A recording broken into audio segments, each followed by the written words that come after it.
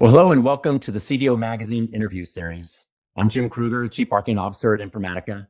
And today I have the pleasure of speaking with Mark Clare, the Chief Data Officer at Quest Diagnostics.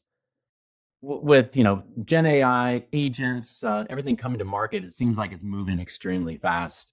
How do you address sort of the change management piece of that, as well as making sure that your team's skilled up on the latest and greatest? What are some of the things you guys are doing? I mean, there's a couple of things. I had an interesting conversation recently with Bill Emma, the father of data warehousing, who he definitely was one of my idols, and I learned so much from his teachings over the years. And we were talking about how fast things are changing now, because our technology, let's say for 15 years, changed very little until about 12 years ago. And with the advent of big data, we've gone through all these generational changes in tech and architecture and how to build business solutions. From kind of my paradigm in front of me, this Agentic and Gen AI combined are the eighth generational change I've lived through in the last 12 years. So, hopefully with my peers, we've learned a little bit about change management, how to identify changes, and then how to incorporate and be innovation leaders in a sense. But I've never seen a pace. I mean, if you talked to me 15 years ago, we would tick and talk with Intel because most of the database vendors did, which meant with Moore's Law, every 15 months there was a tick, and then 18 months, and then 18 months later there was a talk, and you could plan your strategy accordingly. And depending on who you listen to today, the innovation cycles are 100 days and accelerating with AI, the AI innovation cycles. So, I mean, I've been lucky. I've built a very rich network of peers, a rich network of VC and private equity leaders, of technology companies like your own, CTOs, founders, CDOs, and it's a constant conversation nearly every day of the week and the weekend with people in my network on what's changing this quarter. And, a year ago, hardly anyone was using the agentic, the A word. We're talking Gen AI. 3 years ago, in late summer 22, I went to several leading data conferences. I sat down with a number of analysts in the fall. A lot of discussion was, we're coming up on 2023. What are the 23 most important aspects of a CDO's role for 23? Gen AI was not on anyone's list. I think anyone I talked to in the second half of 23 until December 1st, after ChatGPT was released.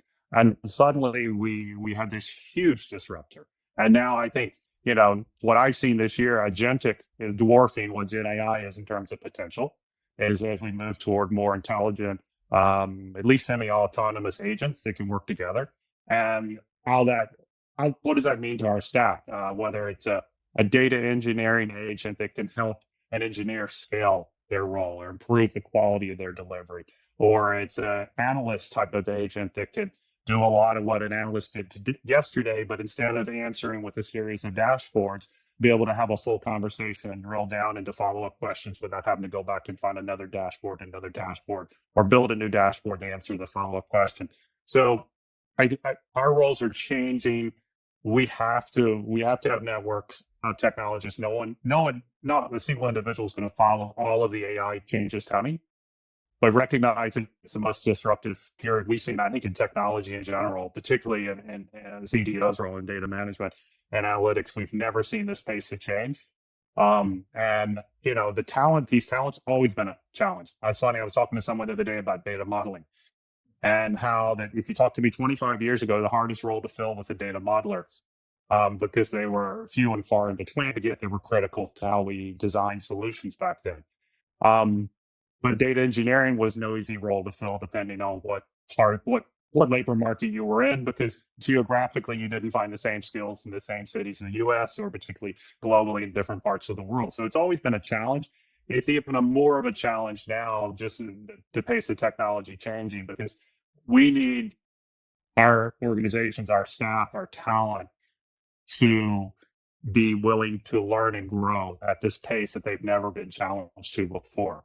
I spent some time with our summer interns recently, and I'm lucky I have a son similar age.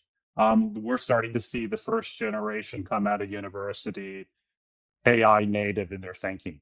The questions they asked me, the insights they made just from their internships, I was very impressed.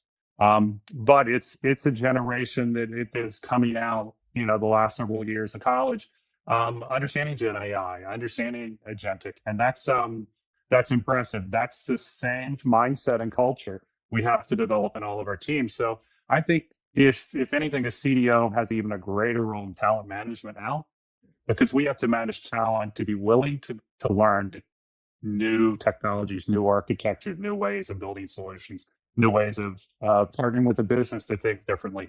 And we also have to be able to invest in them even more than we ever have. And so I think that talent management role has probably just at least doubled in importance in a CDO's role the next 3 to 5 years.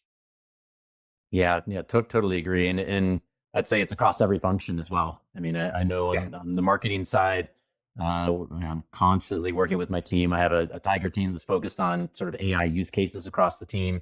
And we have conversations, on a daily basis in terms of what are we doing, what's the outcome, and where are the opportunities. And there's so many different things that you can choose. I think that the hardest part is just being disciplined on really focusing where the biggest impact is going to be versus chasing too many things, right? I think there's new companies popping up on a daily basis, and it can become overwhelming for sure. And that's where I think the skill building is really important, and just making sure you bring in the team along. And I think, depending on which generation you're in, I see some in later generations that are actually, more aggressive in learning and wanting to understand, and sometimes in the younger generations. So it's pretty interesting. So a lot of change. I'm noticing that. I'm really noticing that too. The innovators, like, my conversation with Bill Lemon recently. Bill's innovating. He's got a new AI company. Bill and peers of his generation who were the original innovators in data management, whether it was database engineering, data management engineering, or data warehousing, I'm seeing most of them be on the kind of leading front of soft. And now with AI, I'm seeing the young generations, the rest of us in between, we're challenged to learn and grow quickly. Yeah. And realize that we're going to have tools that we've never dreamt of, or we dreamt of but had no idea how to build. And to me, the ability to have a conversation, I don't know about you, I've had so many board members and CEOs ask me over the last 25 years, Mark, why can't this work as easily as search? They usually mention a specific search engine, but it was, why can't analytics work as easy as search? Why can't I get insights that quickly? Just type prompt. And if you look at search, we evolved from keyword search and to be able to type a very lengthy prompt, and our search engines grew in maturity based on underlying technology. That's the direction analytics is going. And there will be at least several leading companies that will develop that capability in the next 3 to 5 years. I'm certain of that based on conversations I'm having. And when analytics is as easy as search, and we CDOs are going to have to build and maintain that technology, we need to understand it. But also it's the kind of speed to insight, or the decaying value of insights over time. That's going to change, I think, industries when suddenly you get your insights much more rapidly. Maybe you action twice as many insights as you normally action. And the companies that get there first are going to have a first mover advantage. Yeah, totally agree. So talking about, sort of future trends and what's to come, we talked about sort of the evolution of the CDO role in the past couple of years. How do you see that playing out over the next 2 to 3 years, and where do you see the role going to? I mean, I alluded to it before. I think CDOs need to take some level of P&L accountability, whether it's just measuring what they're enabling and be able to report that back, or I do know a few CDOs who actually have full P&L accountability, at least from a data product standpoint. So I think that's number one. Number two is as an innovation officer, because we are given our roles, understanding data, understanding analytics, we are situated well to be that AI innovation leader. Underneath it, as you alluded before, dirty data ends and dirty analytics out. So we have to lead the charge somewhat to make sure that the data is in order to enable the right AI use cases and responses. So we have I think a key role in that, in overall governance. Ironically, I look at I think I built my first metadata solution by accident in 2002. And then we began realizing the value of metadata, the value of lineage by the late 2000s when the first generation of metadata-driven code generators came out to really help enable better data engineering. So concepts like rich contextual metadata of your source systems, rich contextual metadata of your businesses from a semantic standpoint.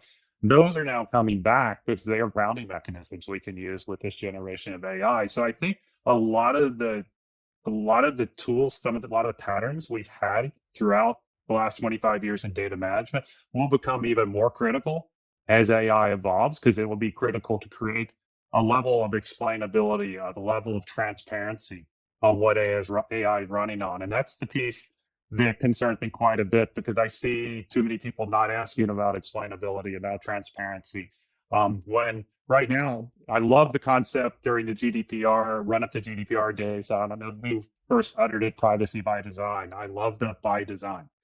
I think that there are things from a CDO perspective we can do by design in our data architectures and our AI architectures that can build more responsible, reportable AI. But we need to be the ones leading them. They are data architecture patterns in a sense.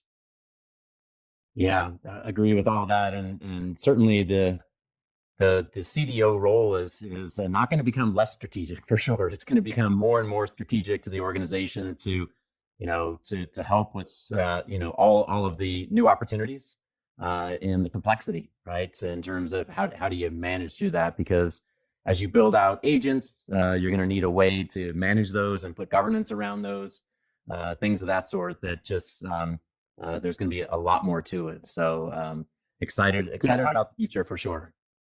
Yeah, on that topic, I mean, I talked to a peer recently, someone who'd worked for me in the past, very talented, and the gentleman's in his first CDO role, and he was walking me through his organization strategy. He was mixing people with agents, and thinking about scale. This was a global company, so in many different countries, and it's always been a challenge being able to create a scalable organization across numerous markets, some of which might have one skill but not another skill.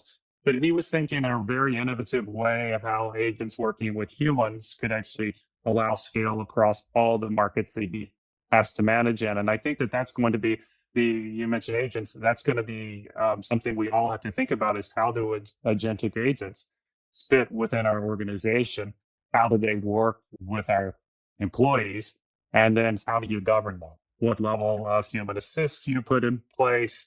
What level, I've already seen one example where all the QA was done by a set of agents.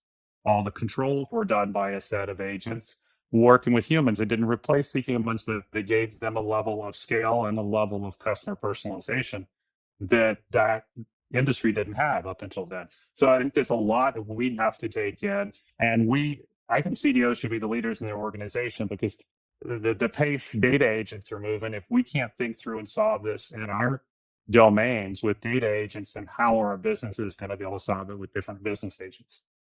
Yeah, agree. Well, Mark, I think we're almost out of time today. This has been an amazing discussion. Really appreciate your time. Thank you so much for joining me today. And for more interviews and insights, please visit cdomagazine.tech. Thank you, Jim.